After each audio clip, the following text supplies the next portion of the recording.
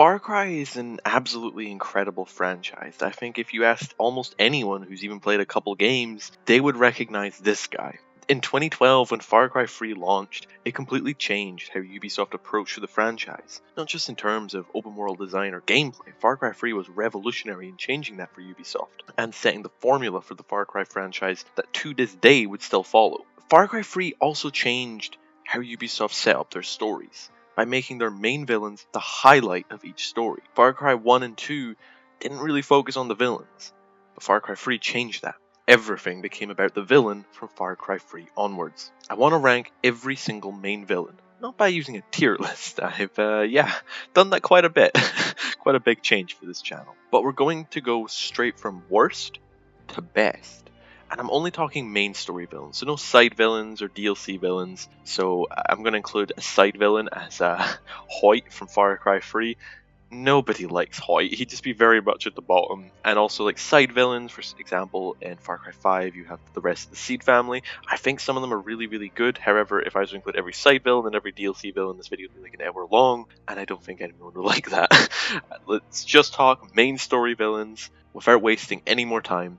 Let's begin at the very, very bottom. Let's start with Dr. Krieger. I can already hear the confusion from you. Who the hell is Dr. Krieger? Is this a spicy Far Cry 7 leak? No, I wish.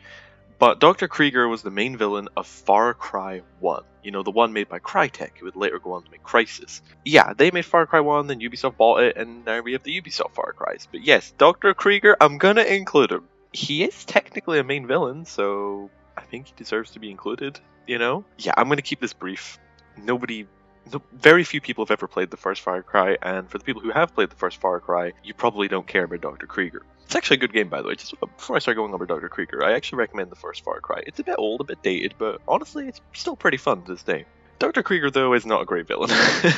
He's easily the worst in the franchise. He'd be better suited for a Resident Evil game, because he's very one-dimensional and he mainly focuses on running his evil, spooky island and making evil mutant monsters. And I think he's in the game for like 20 minutes. He's very one-dimensional. Nobody really likes him. Not much more to say other than that. He's easily the worst villain so far.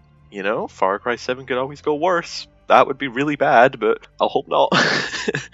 Next up is Ull and Bateri. I'm going to combine two of the Far Cry Primal villains, because, well, the main reason I'm combining them is, well, they're barely in Primal. They have a very, very limited amount of screen time. Primal isn't my favorite game in the series. If you want to know that, you can check out my tier list. I know, the shameless plug. Primal clearly tried to do something different, and a lot of people like it. Hell, a lot of people love that game. It made some people's even favorite Far Cry game. For me, though, I was just never one of those people. It did change up the standard Far Cry villain formula. Far Cry 3 and 4 followed the same formula, but Primal tried something new, and I appreciate that. But for the purposes of this video, it hurts their placement, as they weren't the highlights of Primal. Primal's highlight and its main focus of its story was Primal. It was set way far into the past where basically no game has gone before. That wasn't the focus of the game, and it means for this video, it puts them very, very low. Both characters' motivations are just kind of there. I don't really feel like they're that bad or evil, and I've just never really cared for them.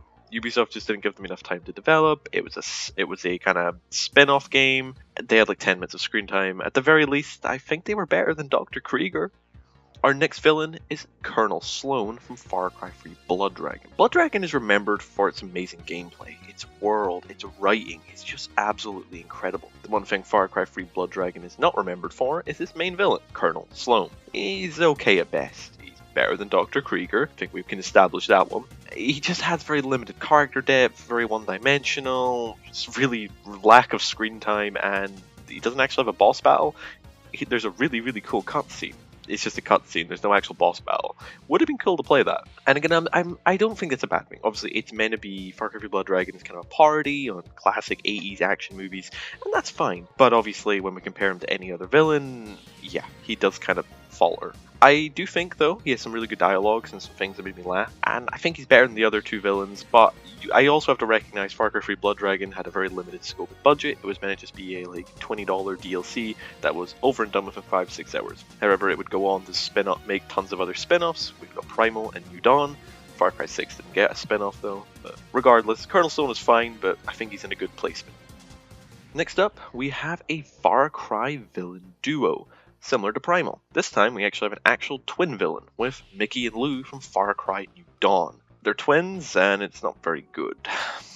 Mickey and Lou are fully developed. They get a whole game to develop. They're in the game pretty often. People talk about them a lot. They get a lot of character development, but somehow they're just slightly better than the previous villains who were in their respective games for about 20 minutes each.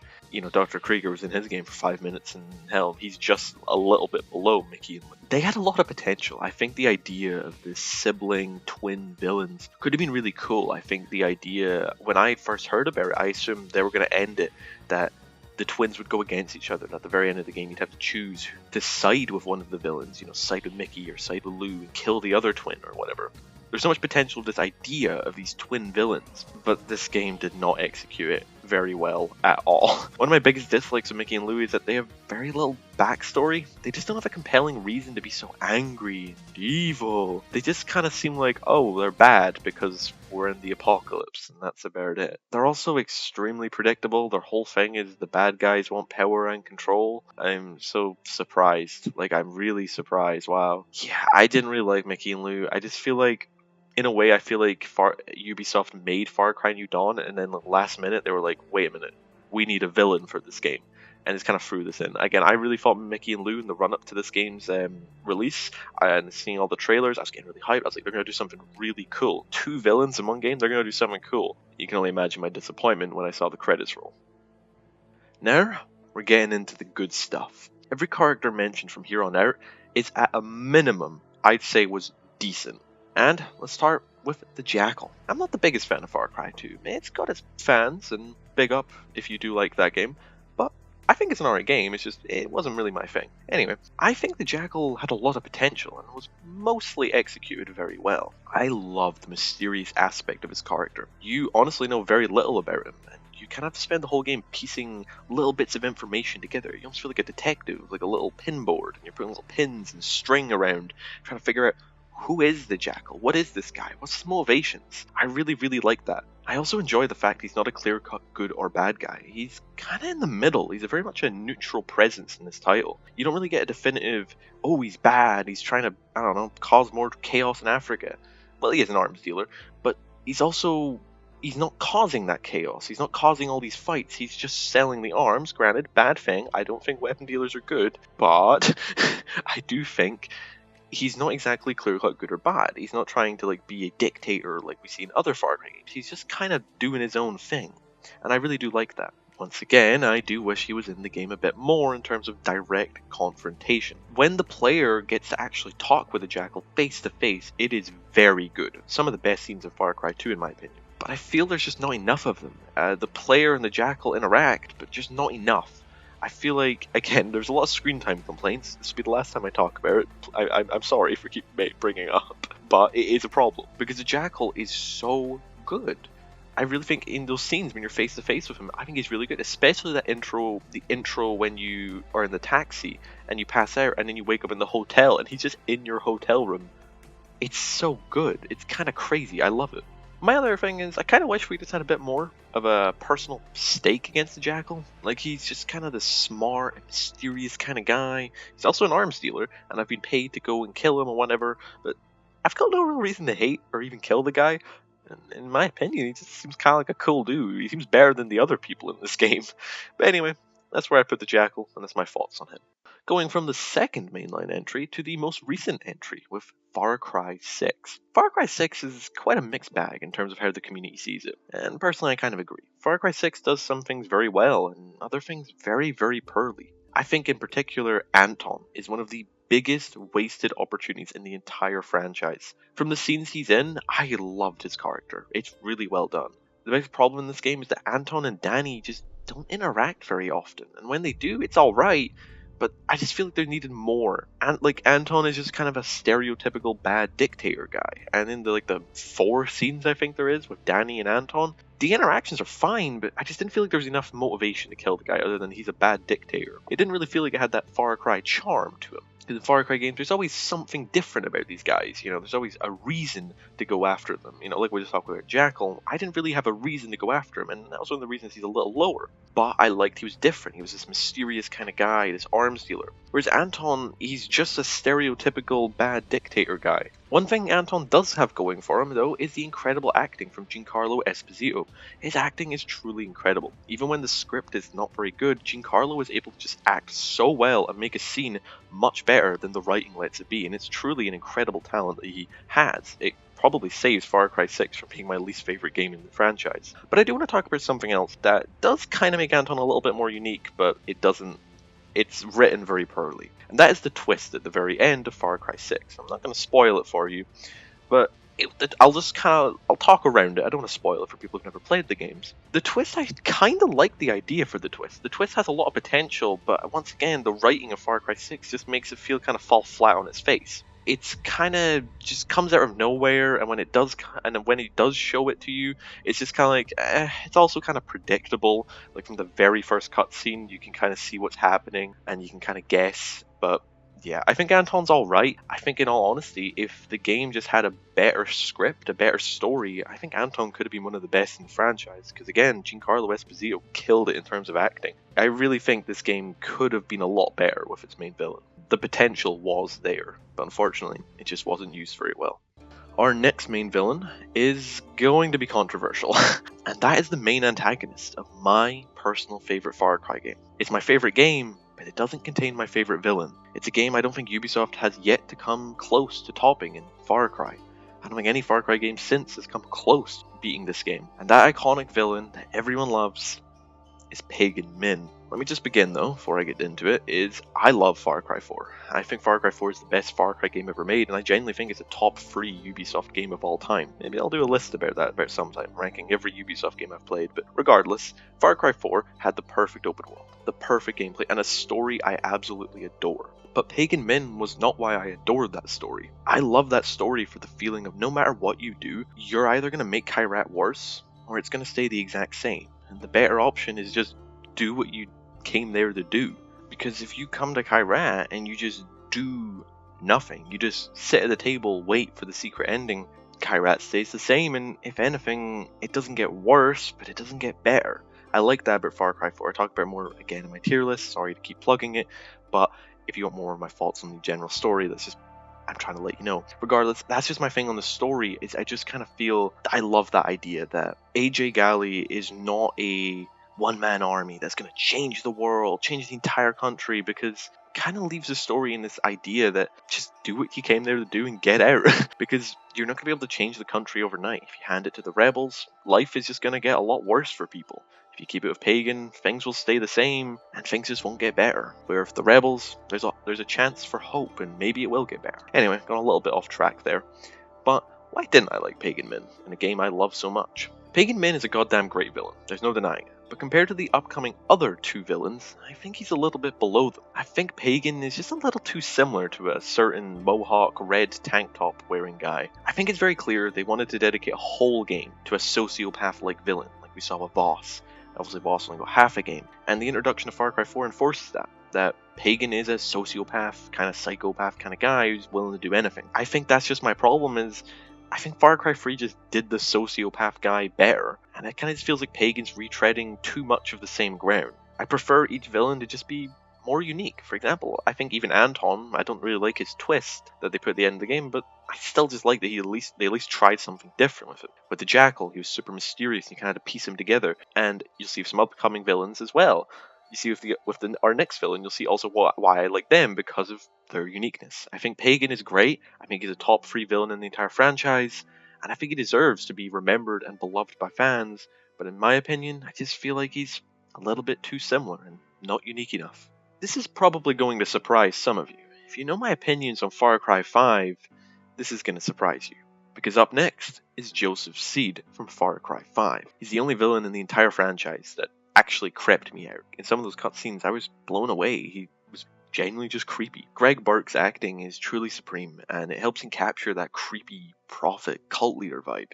At points, it feels you're watching a movie, how great the acting is. He ensnares you with just his acting. Again, he's just so creepy. I love it. Most Far Cry villains just don't make me feel much, if anything. The best ones do make me feel something, but Joseph, in every scene he was in, he'd be able to creep me out or just say something. It's just like, oh, I didn't like that, but I did. It's just so well written, and the acting is so good. On the opposite side of the creepiness, there's a scene near the end of the game when you've wiped out the entire Seed family. Joseph just breaks down in a cutscene, which you'll be seeing on screen right now. It's one of the best performances I've seen in the franchise. It's truly amazing. He's just so amazing, and again, I think it's just because, once again, he's just so different. There's nothing quite like Joseph Seed in this franchise. But it's not all great. As personally, I wasn't a big fan of Far Cry 5's main story. Joseph was incredibly well acted, and I really did like Joseph, but I didn't really mesh with the script of the game. I think it left a little bit to be desired. You get to see Joseph many times throughout the story, which is great. I like seeing the villain, and I think it's why he also left such a lasting impact. You just see him so many times. But sometimes our main character has a lot of opportunities where they could have taken down Joseph or just got rid of him once and for all, and it kind of gets old a little quick with him just constantly popping up. You know, I think with Far Cry games, they've got to find a nice balance. You've got to find a balance. I think Pagan Min actually did it pretty well. You've got to have a nice balance of showing the main villain, but not showing them too much, because sometimes it can kind of feel a little old, that you just keep seeing them all the time, and it's like, how are we not killing the villain? Even with that, and I'm not a fan of the main story, and I think he shows up too much, even if I've got those problems, I think there's no denying that Joseph Seed is one of the best villains in Far Cry history, maybe gaming in general. He's amazing. And unsurprisingly, Voss is the best villain in the Far Cry universe and franchise. I won't really go that in depth on it because, let's be honest, everybody knew Voss was going to be number one. Voss is a villain that is maybe one of the most recognizable, not just in Far Cry, but in gaming in general, because of Michael Mando's unbelievable performance and Far Cry 3's incredible writing. Voss is a truly terrifying character. The first 10 minutes of the game, this is immediately established. Just that prologue section is so well made, and every scene going forward, Voss continues to show you how truly unstable he is, and he's willing to taunt you, and he wants to torment you to death on this island. He doesn't want to just shoot you and get it over with, he wants to torment you, and it's frightening and amazing. Or, well, I guess at least what his plan was before he, well, got cut open by Jason. Voss is great in Far Cry 3, but something I've yet to mention in any of these villains is Far Cry 6. Far Cry 6 had some DLCs that let you play as the villains, Voss, Pagan, and Joseph, for the very first time. Voss's DLC in particular for Far Cry 6 is an absolute must-play in my opinion. If you like Voss, well, even Joseph and Pagan's DLCs are pretty good, but Voss's DLC in particular expands his character in many ways. That's a brand new sense and level of depth we've never seen from Voss, and I think it's incredible. I think it's some of the best parts of Far Cry 6. Don't get me wrong, I think the DLC could have had better gameplay. The roguelike part didn't really work so well, but the story side of it is absolutely incredible. Michael Mando returns and just gives another stellar performance. I don't think I saw enough people talking about it. Though, on the other hand, I didn't really like the final cutscene of that Far Cry 6 DLC, but I'm not going to spoil it for you. Regardless, Voss is easily the best villain in Far Cry history.